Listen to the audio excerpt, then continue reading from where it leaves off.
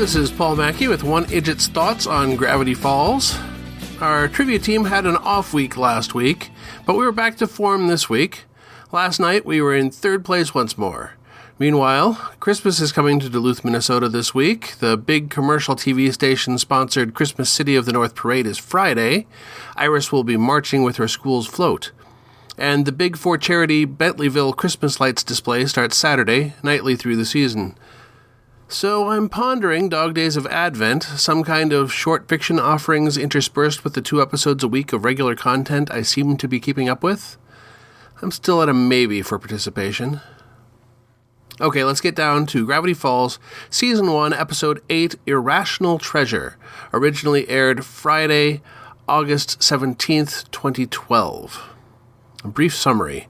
During the town of Gravity Falls Pioneer Day celebration of the founding of the town, Dipper and Mabel are inspired to look at the secret book to discover more details about Mabel's rival, Pacifica Northwest's great-great-grandfather. Could it be her family's history and prestige all stem from a lie? Dipper and Mabel must fight a national conspiracy to uncover the truth about America's silliest president and learn that being silly like Mabel can have its advantages. Alright, very cartoonish. The entire episode is, of course, plotted around the advantages of being silly, so there's plenty to choose from.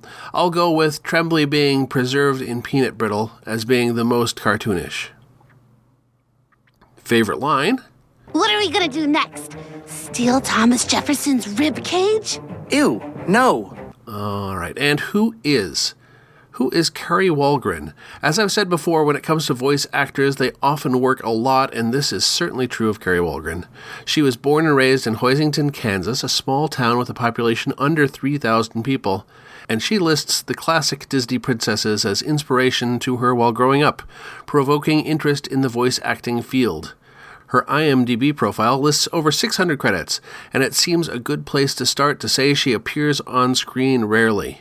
I've not seen the episodes in question, but unless they have some manner of animated character interaction in live action, she performs in person on 2 episodes of The Wizards of Waverly Place and 2 episodes of Supergirl?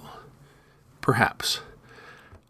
She has done 1 low-budget indie film role in a movie called Neverland from 2006.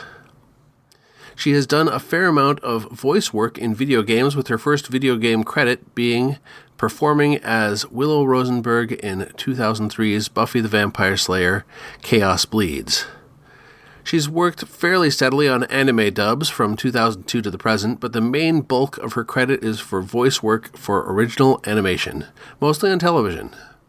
Credits like Super Robot Monkey Team Hyperforce Go, Fishhooks, Phineas and Ferb, Dorothy and the Wizard of Oz, Ben 10, Kung Fu Panda Legends of Awesomeness, Rick and Morty, Bernicula, The Fairly Odd Parents, Gravity Falls, Voltron Legendary Defender, The Owl House, and the Nickelodeon version of Teenage Mutant Ninja Turtles are just a few of her credits.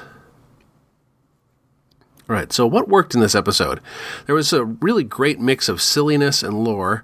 I liked the aforementioned cartoonish attitude toward the whole affair, but also that there was town mythology deepening significantly. There is a conspiracy regarding the town founder at the very least, if not more. The police are involved in a cover-up, and someone is calling the shots from an unknown location nearby. What didn't work? Well, I know that the point is that silliness has its virtues, but I think the chaos of the silliness of the episode distracted a little bit from the underlying conspiracy, which hopefully can be treated in a cartoon spookier manner for later episodes. Things to ponder. Is President Tremblay calling Dipper Roderick because it's his real name, or just being silly? But more importantly, who is the man in the booth calling the shots with the local police? Speaking of the local police and the man in the booth, will there be a big reset button event at the end of the episode that we won't see, or are Dipper and Mabel now known troublemakers to the entire conspiracy? Next time is Season 1, Episode 9, The Time Traveler's Pig, which I'm hoping will legitimately feature actual time travel. Alongside an actual pig, I suppose. Happy hunting!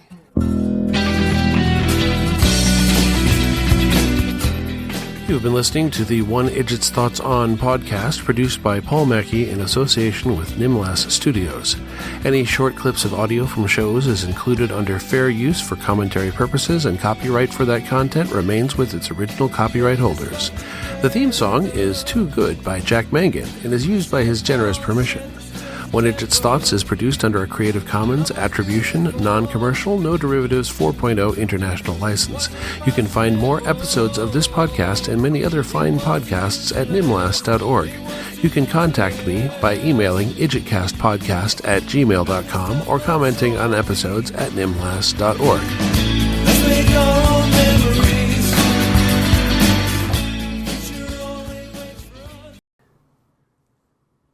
So, Tremblay rides off like reverse cow. Let's just go with Dudley Do Right style. How's that?